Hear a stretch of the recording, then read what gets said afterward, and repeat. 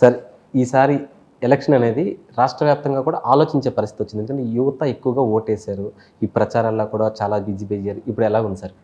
ఈసారి ఎన్నికల్లో leadership credibility మీద ఓటింగ్ జరిగింది. ముఖ్యంగా జగన్మోహన్ రెడ్డి లీడర్షిప్లో ఒక కార్యక్రమాన్ని చెప్తే చేస్తాడు, అది కూడా సమాజానికి విశాలమైన ప్రయోజనాల్ని దృష్టిలో పెట్టుకొని ఇతని ప్రోగ్రామ్స్ ఉంటాయి. ఇతని భావజాలం సమాజ శ్రేయస్సు అన్నది ఉంది అన్నది స్లోగా 5 yearsలో చివరి సంవత్సరం వచ్చేటప్పటికి పీపుల్ అతన్ని అర్థం చేసుకున్నారు, కన్విన్స్ అయినారు. నెంబర్ 1. నెంబర్ 2, మా ప్రోగ్రామ్స్ ఒక కుటుంబం అభివృద్ధి చెందడానికి లేదు స్థిరపడడానికి ఆ ఇంట్లో ఉన్నటువంటి స్త్రీమూర్తిని మనం కేంద్రీకృతం చేసుకొని ఉమెన్ ఓరియంటెడ్ ప్రోగ్రామ్స్ అన్నిటిని ప్లాన్ చేశాం. కుటుంబం బాగుపడాలంటే ఒకరు ఖచ్చితంగా అభివృద్ధి చేసే దిశలో కేంద్రీకృతం అవ్వడానికి స్త్రీ బెటర్ అన్నటువంటి అభిప్రాయంతో చేశాం. సో వాళ్ళు ఉమెన్ అంతా దాన్ని అర్థం చేసుకున్నారు. ఈ ప్రభుత్వం కొనసాగితే మన కుటుంబాన్ని బాగు చేసుకోవచ్చు, మనం బాగుపడవచ్చు, మనం సమాజంలో గౌరవం పొందడానికి అవసరమైనటువంటి ఏర్పాట్లు, చదువని ఇతరత్ర ఒక స్థిరమైనటువంటి నివాసయోగ్యమైన ఇళ్ళని, వారికి ప్రతిరోజు ఒక ఆహారం, పౌష్టికాహారం అని, ఇలాంటివన్నీ కూడా ఈ ప్రోగ్రామ్స్ ఉన్నాయి. ఇతన్ని జార విడుచుకుంటే మళ్ళీ మనం ఇబ్బందులు పాలవుతామన్నటువంటి భావనకి ఉమెన్ రావడం వలన మీకు ఉమెన్ అంతా టువర్డ్స్ వైఎస్ఆర్సీపీ ర్యాలీ అయిపోయింది. ఇది నెంబర్ 2. 3, అసలు సమాజంలో పార్టీ మీద వ్యతిరేకత నీకు ఎక్కడ కనిపించింది? ఓటింగ్లో 5 సంవత్సరాల పాలన తర్వాత వ్యతిరేకత ఉండుంటే కనిపించాలి బహిరంగంగా. పార్టీ నాయకులు కనిపించినప్పుడు, ఓటు అడిగినప్పుడు, ఆ విధానాల గురించి ప్రసంగించినప్పుడు. సో ఓవర్వెల్మింగ్ ఇది ఉంది, వెల్కమ్ ఉంది దానికి. అందుకోసం ఇంకా సమస్య లేదు. వైఎస్ఆర్సీపీకి ఈ ఎన్నికలు అనుకూలంగా ఉన్నాయి, తీర్పు అనుకూలంగానే వస్తుంది. గవర్నమెంట్ వైఎస్ఆర్సీపీ ఫామ్ చేస్తుంది. రెండవసారి జగన్మోహన్ రెడ్డి గారు బాధ్యతలు చేపట్టబోతున్నారు. ప్రధానంగా ఇప్పుడు రాష్ట్ర వ్యాప్తంగా కూడా ఆలోచనలో పడే విధానంగా ల్యాండ్ యాక్ట్ చట్టాన్ని తీసుకొచ్చడం అనేది చాలా ఇబ్బంది పరంగా ఉందని చెప్పేసి స్థానికంగా ఉంటున్నారు. సో అటు న్యాయవాదులు కానివ్వచ్చు, ఇతర ప్రాంతాల నుంచి ఓటు వేసే వాళ్ళు కూడా దీని మీద యాంటీగానే చేస్తారని ప్రచారం కూడా జరుగుతుంది. అసలు రెవెన్యూ మంత్రిగా అసలు ఎంతవరకు సాధ్యం అనుకోవచ్చు ఇది? ఫస్ట్ ఆఫ్ ఆల్ పౌరులకు కానీ, దీని మీద డిస్ప్యూట్ చేస్తున్న వాళ్ళు కానీ, ఒక రాజకీయ పార్టీ ఆరోపణలు చేస్తున్నట్టుగా ఈ భూమి ఇంకొకరు తీసుకోవడానికి ఈ చట్టం తెస్తున్నారనేటువంటి అవాస్తవమైనటువంటి ఒక వాదనని కానీ చేసే వాళ్ళకి నేను చెప్పేది ఏంటంటే, భారతదేశంలో ఆస్తి కలిగి ఉండడం అనేది రాజ్యాంగ హక్కు, ప్రాథమిక హక్కుల్లో అదొక హక్కు. రైట్ టు ప్రాపర్టీ ఇది హక్కు. అది అందుచేత నేను కానీ, ముఖ్యమంత్రి కానీ, ప్రధానమంత్రి కానీ, ఈవెన్ రాష్ట్రపతి కానీ ఒక పౌరుని యొక్క ఆస్తిని తీసుకోవడం అనే దానికి అవకాశమే లేదు రాజ్యాంగబద్ధంగా. First. Number 2, land titling act అనేది కేంద్ర ప్రభుత్వం అన్ని రాష్ట్రాల్లో అమలు చేయటానికి ఒక డ్రాఫ్ట్ చట్టాన్ని రాష్ట్రాలకు పంపింది. అందుచేత ఈ చట్టం మీద పూర్తిగా అధ్యయనం చేసింది కేంద్ర ప్రభుత్వం. నీతి ఆయోగ్ ఇచ్చినటువంటి డ్రాఫ్ట్ మాత్రమే రాష్ట్రాల్లో చట్టాలు చేయబడతాయి. అందులో ఆంధ్రప్రదేశ్ కూడా చట్టం చేసింది.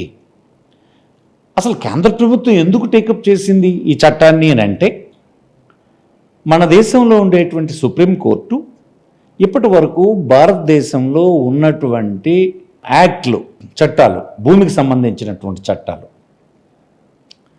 కన్క్లూజివ్ టైటిల్ ఇచ్చేటువంటి, అంటే కన్ఫర్మ్ టైటిల్ ఇచ్చేటువంటి చట్టాలు ఈ దేశంలో లేవు అని ఎపెక్స్ కోర్టు చెప్పేసింది. భారతదేశంలో ఉన్నటువంటి రికార్డ్స్ ఏవైతే రెవెన్యూ రికార్డ్స్ ఉన్నాయో రకరకాల చట్టాల కింద ఒక్కొక్క రాష్ట్రంలో ఒక్కలాగా ఉన్నాయో ఇవన్నీ ప్రిజెంప్టివ్ టైటిల్ వీళ్ళకు ఉందని చెప్పేటువంటి ఒక రకమైనటువంటి అనుమానాస్పదమైనటువంటివే. అది కన్ఫర్మ్ టైటిల్ ఇవ్వడానికి ఆ రికార్డు ద్వారా లేదు. అందుచేత దేశంలో కన్ఫర్మ్ టైటిల్ ఇవ్వడానికి ఒక యాక్ట్ తెచ్చుకోవాల్సిన అవసరం ఉందని సుప్రీంకోర్టు భావించింది. భారతదేశంలో ఇతర దేశాల నుంచి ఇన్వెస్ట్మెంట్ పెట్టడానికి వచ్చినటువంటి మల్టీనేషనల్స్, ఇతరత్ర ఫారెన్ డైరెక్ట్ ఇన్వెస్ట్మెంట్ ఇట్లాంటి వాళ్ళు భూమి సేకరణ చేసినప్పుడు కన్ఫర్మ్ టైటిల్ అయినటువంటి భూమిని కొనడానికి భయపడుతూ ఉన్నారు. వాళ్ళందరూ కూడా భారత ప్రభుత్వాల దగ్గర ఎప్పటి నుంచో కంప్లైంట్ చేస్తున్నారు. తద్వారా దేశంలో ఇండస్ట్రియల్ యాక్టివిటీ మందగిస్తుంది. ఇండస్ట్రియల్ యాక్టివిటీ లేకపోతే ప్రభుత్వానికి రెవెన్యూ రాదు, ఎంప్లాయ్మెంట్ రాదు. ఇన్ని సమస్యలతో ముడిపడి ఉన్నటువంటి ఒక అంశాన్ని కేంద్ర ప్రభుత్వం టేకప్ చేసింది దేశంలో. వాళ్ళు ఇచ్చినటువంటి డ్రాఫ్టే ఆంధ్రప్రదేశ్లో చట్టం తీసుకురావడం జరిగింది. ఈ చట్టం అమలు చేయడానికి చాలా సమయం పడుతుంది.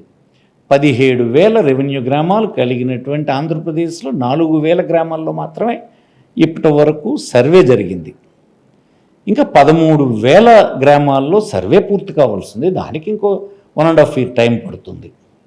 అది అయిన తర్వాత కేంద్ర ప్రభుత్వం సూచించినటువంటి చట్టం మేరకు కన్ఫర్మ్ టైటిల్ ఇచ్చేటువంటి యాక్టివిటీ బిగిన్ అవుతుంది. ఈ మధ్యకాలంలో కొంతమంది న్యాయవాదులు, కొన్ని సంస్థలు, పౌరులు అటు కోర్టులకు పోయారు, ప్రభుత్వాల వద్దకు వచ్చారు. వస్తే కోర్టులు కూడా పరిశీలన చేస్తున్నాయి. ఫైనల్గా కోర్టు ఫైండింగ్స్కి అటు భారత ప్రభుత్వం కానీ భారత ప్రభుత్వం చెప్పిన మేరకు రాష్ట్ర ప్రభుత్వాలు కానీ కట్టుబడి ఉంటాయి. భూమి అనేది ఇతరులు తీసుకోవడానికి అసలు అవకాశమే లేదు.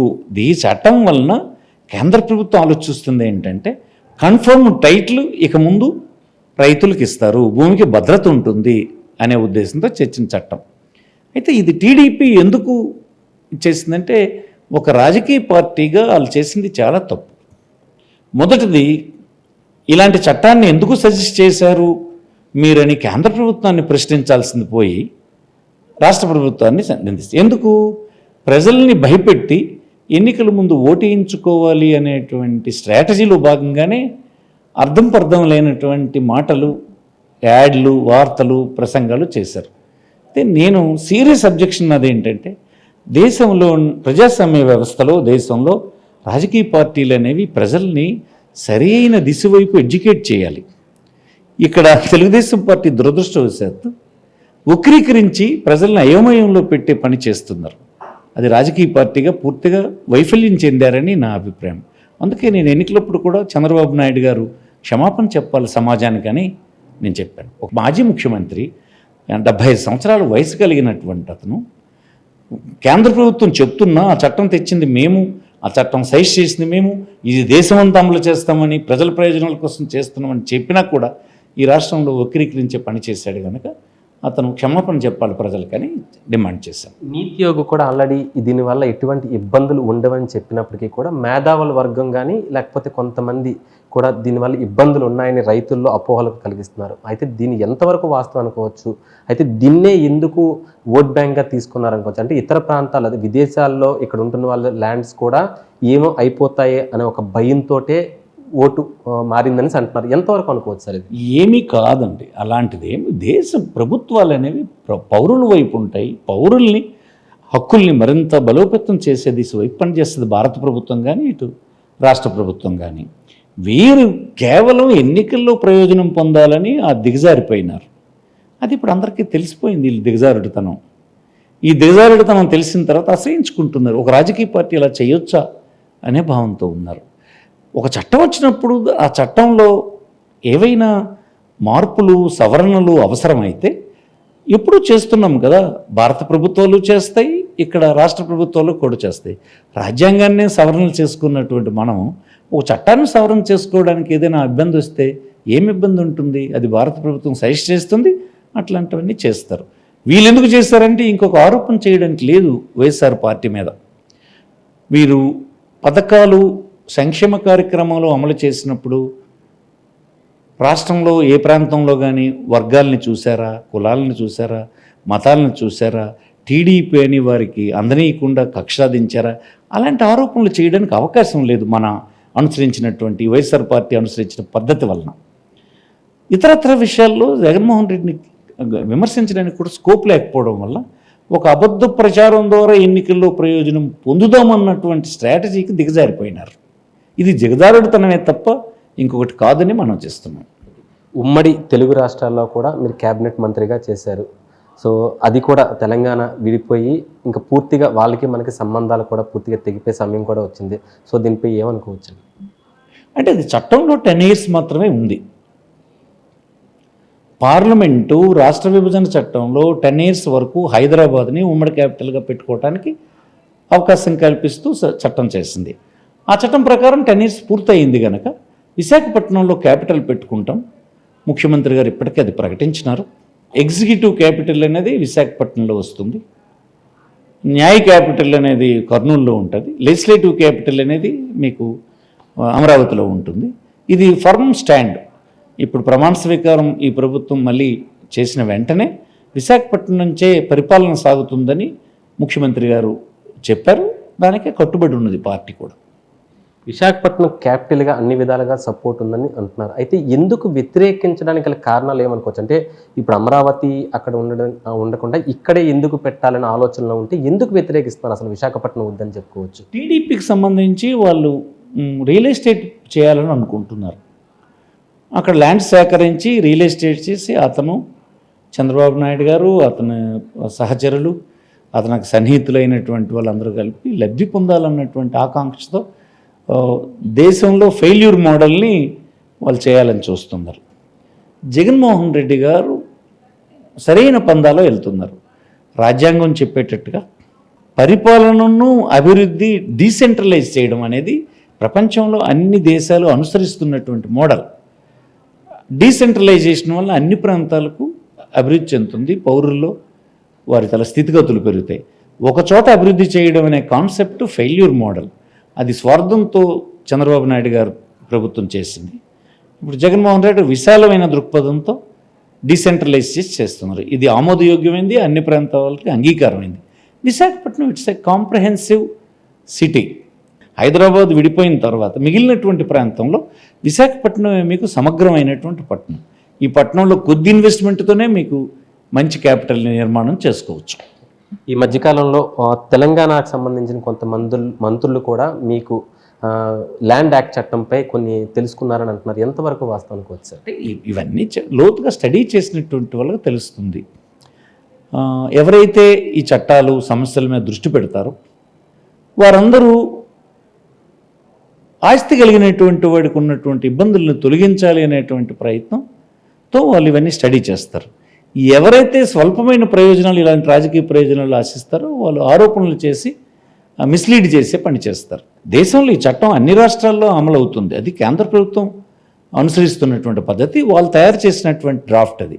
అందుకోసం ఇది ఎన్నికలైన వెంటనే బీజేపీ ప్రధానమంత్రి గారు చెప్పారు కదా, దేశంలోని బీజేపీ పాలిత ప్రాంతాల్లో ఈ చట్టాన్ని అమలు చేస్తామని చెప్పారు. దానివల్ల రైతులకి, ఆస్తి గలవారికి భద్రత, హక్కులు అన్నీ కలుగుతాయి, ఇబ్బందులు ఉండవని చెప్పారు. ప్రధానంగా రైతుల్లో ఈ అపోహ అనేది పోవాలంటే ఏం చేయాలి సార్? ఇది వాస్తవం ఎప్పుడైనా స్లోగా తెలుస్తుంది, అబద్ధాలు ఏమంటే షార్ట్ టైం ఉంటాయి. అందుకోసం ఇది వాస్తవం కనుక దేశమంతా యాక్సెప్ట్ చేసింది కనుక మేధావులు, సుప్రీంకోర్టు, నీతి ఆయోగ్, కేంద్ర ప్రభుత్వం, లా ఫార్మ్స్ అందరూ తయారు చేసినటువంటి చట్టం ఇది. సజెషన్స్ మీద తయారు చేసింది. ఎన్ని సంవత్సరాలు దీనికి తీసుకున్నారు? 1989లో ప్రారంభమైనటువంటి అధ్యయనం 2024 సరికి ఒక రాష్ట్రంలో చట్టం కింద రూపొందింది. ఇతర రాష్ట్రాలన్నీ ఇప్పుడు 12 రాష్ట్రాలు చట్టాన్ని రెడీగా చేసుకుంటున్నారు. రేపమాపు వాళ్ళు కూడా ఇదే సేమ్ చట్టం, ఇదంతా దేశమంతా యూనిఫామ్ చట్టం వస్తుంది. అందుకోసం ఈ వాస్తవం స్లోగా తెలిసిపోతుంది. తెలిసిన నాడు ఇలాంటి అబద్ధాలు ప్రచారం చేసినటువంటి వాళ్ళు దోషులుగా ప్రజల ముందు నిలబడాల్సి వస్తుంది ప్రజాస్వామ్యంలో.